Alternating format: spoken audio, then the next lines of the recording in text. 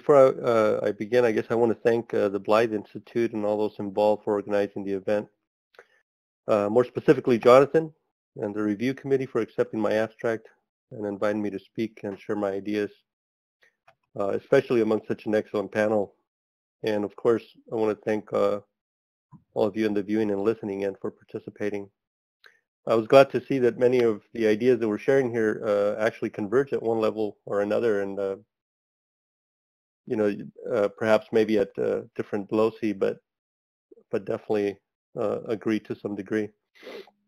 So when I started to share my ideas about the subject I was speaking about today, I realized that many people are not familiar with the way that I was using certain terms. So my talk revolves around epistemic justification and foundational knowledge. I don't want to spend too much time on that, but maybe just give you a brief explanation of foundationalism. Foundationalism is simply a view about the structure of justification. So for example, I may claim to be justified in believing that when I drop an apple, it will not remain suspended in midair or ascend. I'm justified in believing that it will descend because of other known factors, namely the laws of physics. But to justify my belief in the laws of physics requires that I know something else, and then that something else may also depend on something even more fundamental. So that all knowledge is parasitic on how we justify belief. In fact, Descartes' own cogito ergo sum is a position on what actually can be known from experience, reducing justified belief to the ego that is revealed by the cogito, and this doubtlessly avoids an infinite regress of justifications. So my proposition is one based on what sort of epistemic foundation is required for us to justify scientific statements. So that said, the problem that I'm attempting to address, and which I will be speaking about today, is one on the question of delineating a proper criterion of demarcation between science and pseudoscience. That is to say that what parameters constitute what we generally regard as science. I'll make some preliminary remarks about the current criterion of demarcation, namely Karl Popper's criterion, and then I will follow up with my own ideas. So the Austrian-British philosopher Sir Karl Popper defined the problem as follows. He wrote, "The problem of finding a criterion which would enable us to distinguish between the empirical sciences on the one hand and mathematics and logic as well as metaphysical systems on the other, I call the problem of demarcation." So for Popper, a system can only be considered scientific if it is at very least theoretically falsifiable. He was not so much concerned with the meaning of statements or truth propositions, but rather on what is required for a system to be considered science. He wrote, "I shall certainly admit a system as empirical or scientific only if it is capable of being tested by experience. These considerations suggest that not the verifiability, but the falsifiability of a system is to be taken as a criterion of demarcation. In other words, I shall not require of a system that it shall be as such that it can be singled out by means of empirical tests. Being singled out once and for all in a positive sense, but I shall require that its logical form shall be as such that it can be singled out by means of empirical tests in a negative sense. It must be possible for an empirical scientific system to be refuted by experience." Popper really attempted to set forth a criterion of demarcation that was not merely aimed at ridding science from metaphysics, but rather to establish one that would serve as a practical tool for advancing knowledge. That is, in fact, a point of contention against the logical positivists, as he wrote. Positivists usually interpret the problem of demarcation in a naturalistic way. They interpret it as it were a problem of natural science. Instead of taking it as their task to propose a suitable convention, they believe they have to discover a difference existing in nature of things, as it were, between empirical science on the one hand and metaphysics on the other. They are constantly trying to prove that metaphysics by its very nature is nothing but nonsensical twaddle, sophistry, and illusion, as Hume says, that should be committed to the flames. And he goes on to say that there's no doubt that what the positives really want to achieve is not so much as a successful demarcation as the final overthrow and the annihilation of metaphysics. However this may be, we find each time the positivists try to say more clearly what meaningful meant, the attempt led to the same result, to a definition of meaningful sentence, in contradistinction to meaningless pseudo-sentence, which simply reiterated the criterion of demarcation of their inductive logic. I think the only point where Popper converged with the positivists is nicely captured for us in this quote from the International Encyclopedia of Political Science, as it reads, "The principle of falsifiability remained consistent with the positivist objective of achieving a unity of science. Here, the ground of this unity was not ontological naturalism or physicalism, but methodological naturalism. Thus, the unity of science resides in a specific methodology, falsificationism. It relies on a procedural conception of truth rather than a physicalist ontology." So there are a couple of things to consider when dealing with Popper's philosophy of science. First, Popper made a distinction between his criterion of demarcation, the method one employs by which a theory might be falsified. And he wrote, "The principle of falsifiability remained consistent."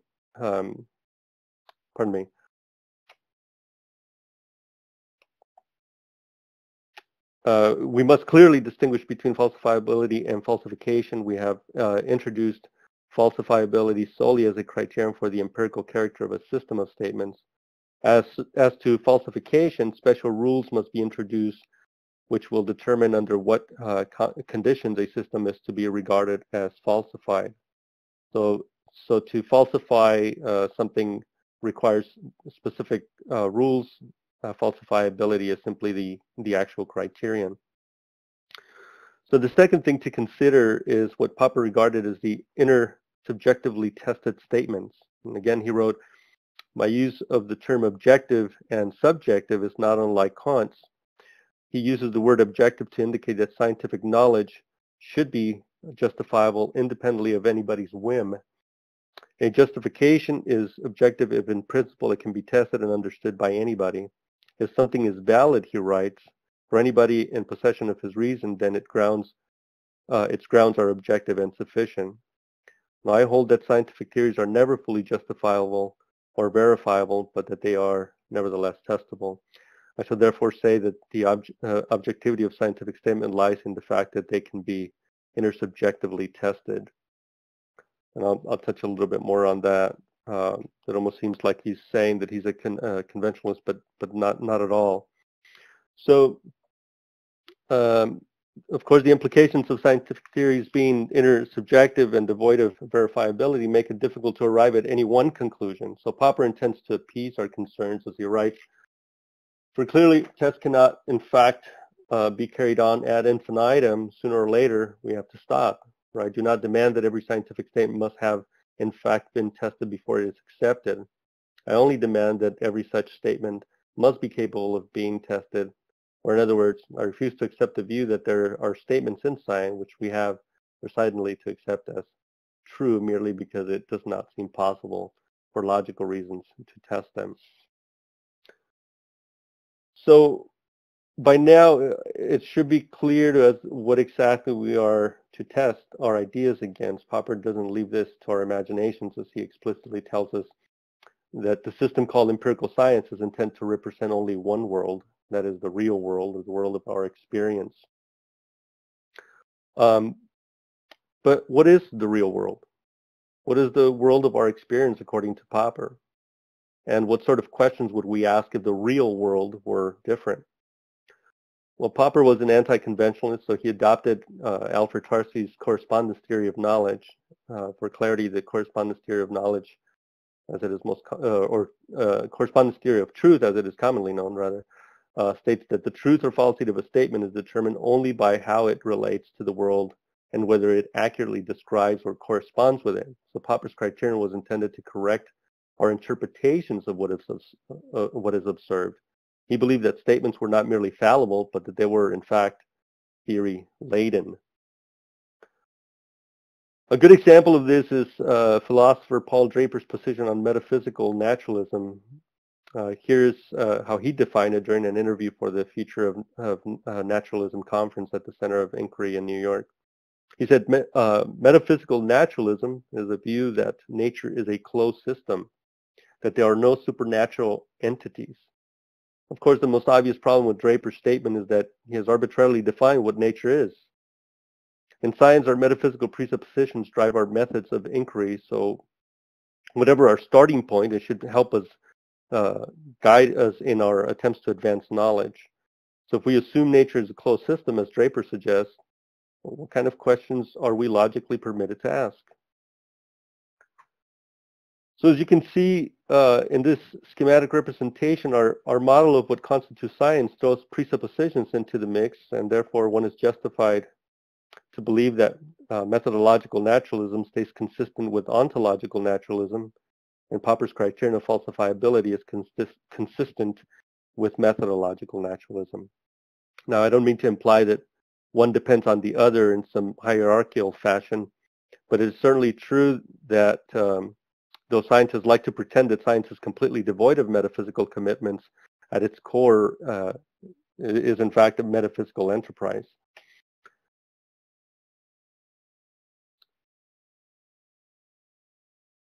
Popper understood that statements depend almost universally on other statements, and he wrote, can a statement be justified, and if so, is it testable? Is it logically dependent on certain other statements, or does it perhaps contradict them? If it is true that knowledge, defined here as justified true belief, is logically dependent on some other predisposition, or presupposition rather, then the logical structure of science needs to be represented more accurately by identifying a foundational belief that is non-inferentially justified. As I've said before, inferences can be made infinitely. So in order to support any idea, to justify it, in other words, we would have to find justification for that particular belief ad infinitum, unless we have a foundational belief that is non-inferential. So we start with foundational belief that informs our observation, from which we can make a hypothesis that yields a prediction that we can test to formulate our theories.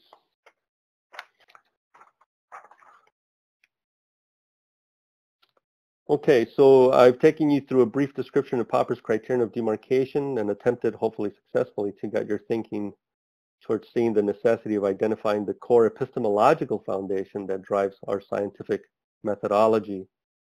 What I am proposing here is a criterion that is not set arbitrarily by what we imagine, but one that is set independent of our cognitive dispositions by nature itself.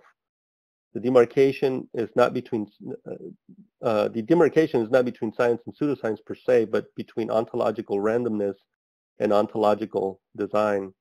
I am proposing design as a criterion of demarcation. So what do I mean by design, and how does it qualify as a criterion of demarcation?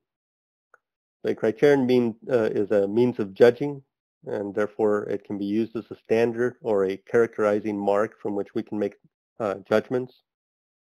So when I speak of design, I'm referring to an ontological characteristic of nature, that is a description of an attribute, feature, or quality.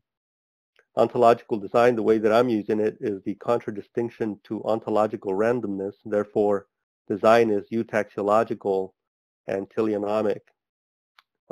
Eutaxological meaning good order from the Greek. So to be clear, I'm not using the term to mean artificiality, plan, or purpose. I'm simply using the term to denote order, function, structure, law, regularity, and such characteristics. So to use design as a criterion of demarcation is simply to let nature itself set the parameters of investigation, and therefore what the pursuit of science should be.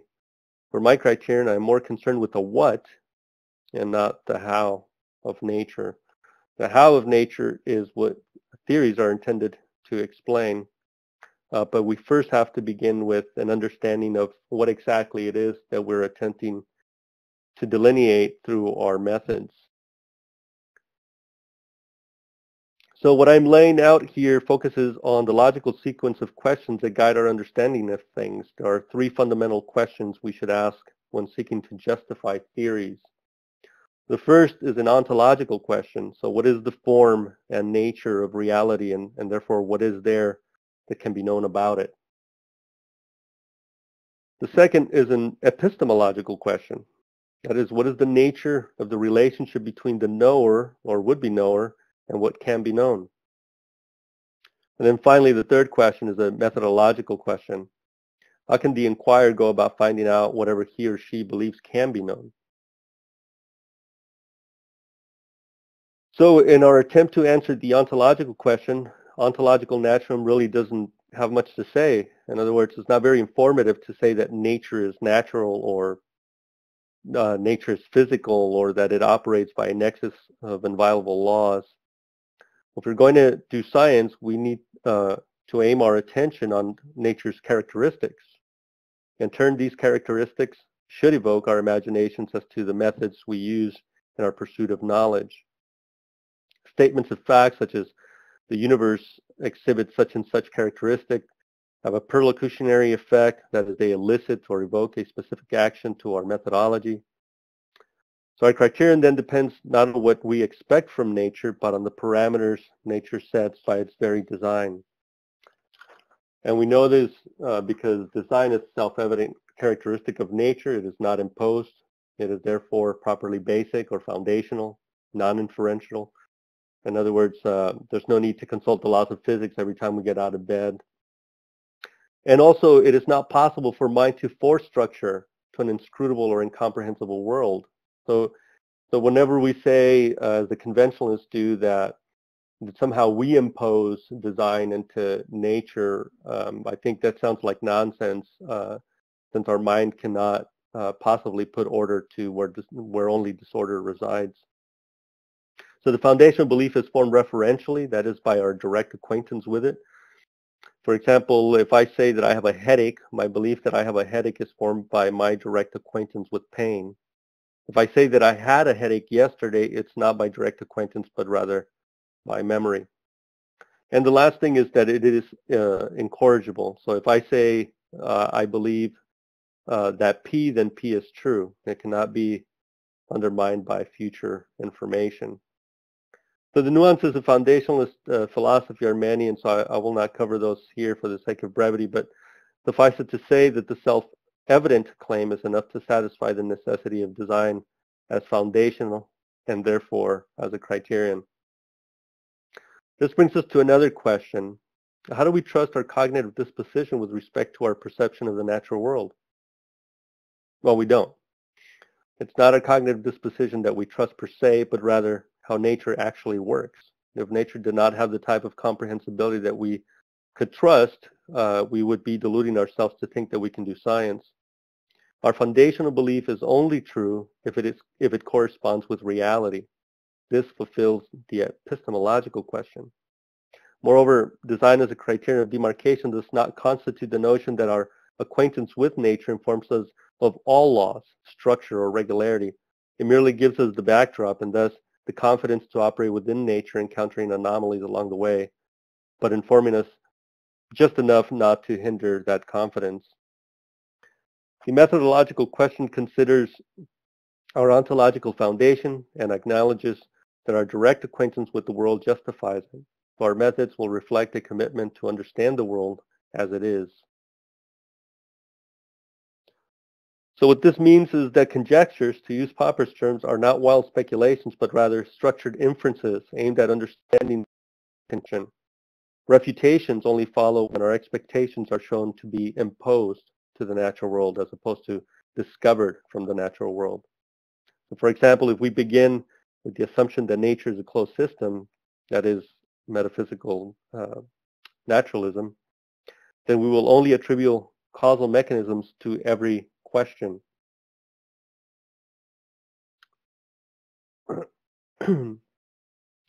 But clearly, this metaphysical presumption assumes too much and results in confusing processes with mechanisms. A mechanism, a term derived from machine, a self-contained apparatus or process, limits our options and is wrongly accredited with every phenomenon we encounter. And although these terms are used interchangeably, confusing terms is always a hindrance to understanding. To be sure, every event results from a process, but not every event results from a mechanism. More clearly, a mechanism is always a process, but a process is not always a mechanism. In science, it is perfectly admissible to demand processes, but it is not admissible to demand the mechanism, most especially when mechanisms are not causally adequate for the effect in question. Science is not merely a systematic way to study what nature readily reveals. It is also a way to understand its secrets and its limitations. So as we endeavor to understand the world, we need to treat anomalies as opportunities to learn from nature. This attitude welcomes them humbly and seeks to rework our ideas until we get it right. Now, not proposing, I think that a lot of the methods that we employ today are perfectly adequate. It's just that the emphasis is actually in the wrong place. So since there's no single method of science that applies equally to all disciplines, the stratification of science typically depends upon their clear discontinuities that exist in nature, from physics, chemistry, biology, etc. My proposition is that the one thing that unifies all of science is our dependence on a particular characteristic of nature, that is, design. It is foundational to every area of science and is what makes predictions possible. In fact, other criteria of demarcation depend on prior assumptions about the functions and structure of the world. I'm sorry, the assumptions are generally, these assumptions generally go unnoticed. So my proposition of design as a criterion of demarcation also has the benefit of unifying the language of science and resolving incommensurabilities through the sharing of scientific nomenclature with design as its foundation. I think I'll stop right about here. The basic idea is that wherever we decide to work out science, and this is one of the things I noticed about the vast majority of propositions, always begin at the methodological area or locus, as opposed to beginning with what actually brought us to that that method of inquiry. You know, we begin with presuppositions, but we ignore those presuppositions many times because it's not convenient. But the way that I'm setting it forth is just to take the natural characteristics of nature and go from there without presupposing causes. You know, again, I'm interested more in the what. What exactly are we studying here? Not the how. The how is what theories are intended to explain. And so these puts teleologic ideas on the same footing as teleonomic ideas, simply because you're not saying what actually is the prime cause of this appearance of design, order, or function. So I hope that sort of kind of makes sense to you, and I guess we can open up for questions. Well, to get the ball rolling, one thing that I noticed that I find really interesting is that, I actually noticed this when you first proposed the talk, was that the Thomists actually kind of make some movements in this direction, where they talk about the teleonomy of everything, that everything has a set of ends which it is aiming towards. And while you take that a step further, and I think in a more helpful direction, both by saying that that we're identifying things that have teleonomic directions, not necessarily that everything does. And second of all, that I think one of the things the Thomists fail at right now is that because they view that mechanism is a teleonomic process, they've gone along with the naturalistic assumptions because it includes their version of teleology, while you separated out process and mechanism and said that that even though both are essentially ends-oriented, you can have processes that are not mechanical. I thought that was a really interesting addition to the discussion. Well, sure. And I don't mean to pit teleonomy from teleology against each other. Actually, I think that both signify essentially the same thing. When you say teleonomy, I mean you're referring to laws. That doesn't mean that they don't have a prime cause that was actually implemented at the beginning of time. But rather, if we're going to make distinctions, that is really an irrelevant question when it comes to science. The relevant question is, what exactly are we looking at, and where do we go from here? And explanations of the mechanistic sort of mindset ignore a lot of things that go on in nature that in fact are not particularly mechanistic. And I could think of a couple. Shapiro's genetic engineering, or what does he refer to that? Refers to it as natural genetic engineering. Natural genetic engineering, right?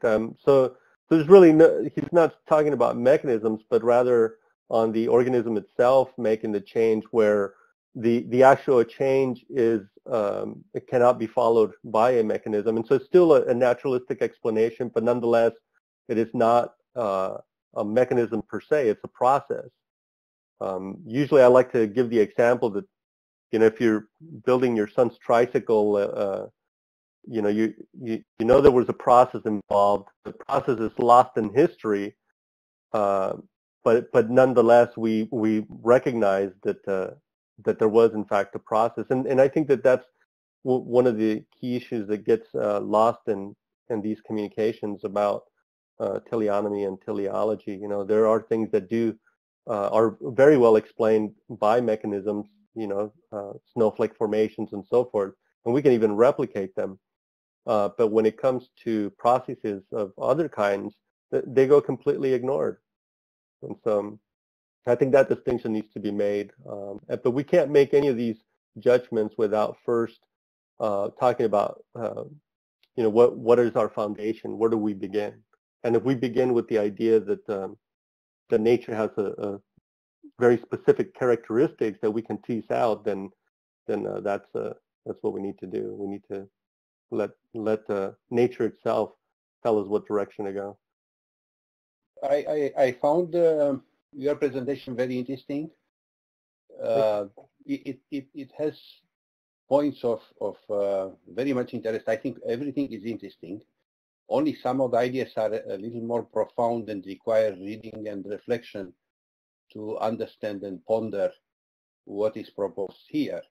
One interesting element was what you mentioned and illustrated by that diagram, that any theory, any methodology, anything need to start from a solid foundation, which is not debatable.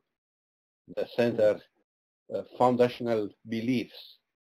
That's very interesting, and how shaky is to devise a demarcation criteria or falsifiability and so on. Another thing which brought to my mind your presentation is the idea that now you propose, and your proposal is very interesting, that to propose design as a fundamental demarcation criteria.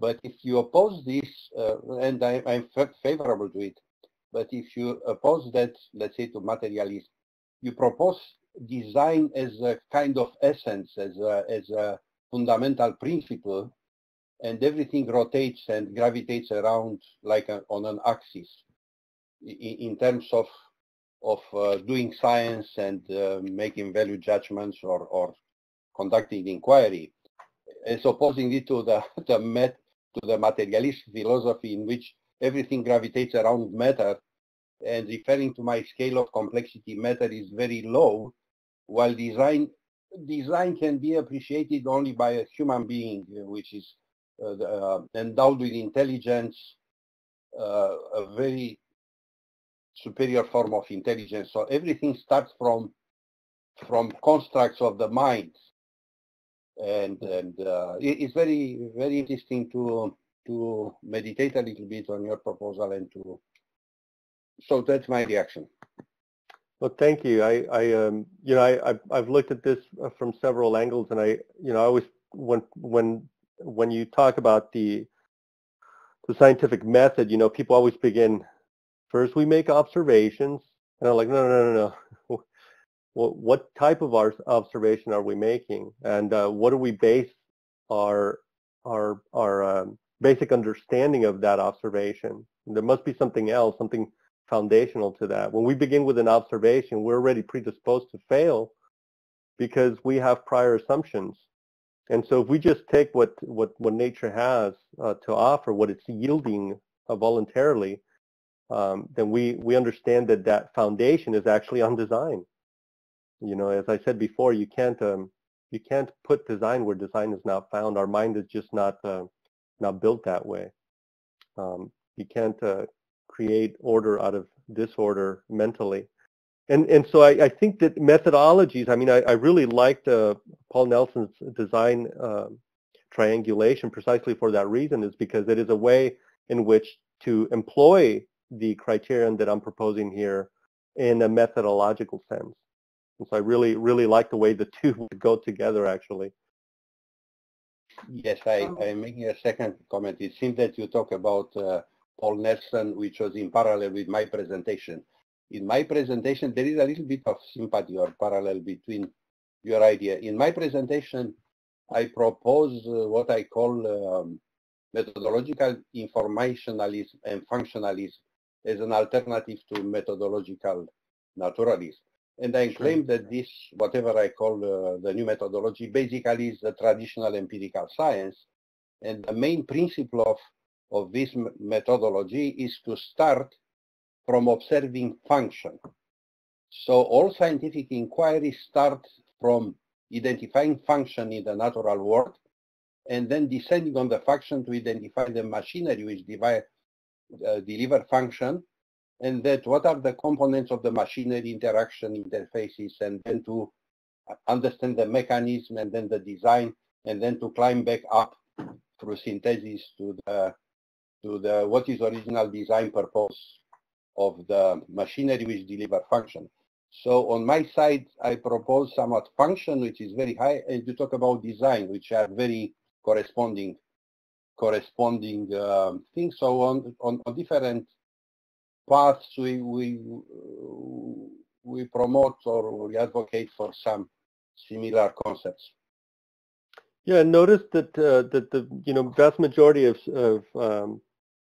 scientists that embrace ontological naturalism also don't have a problem with design.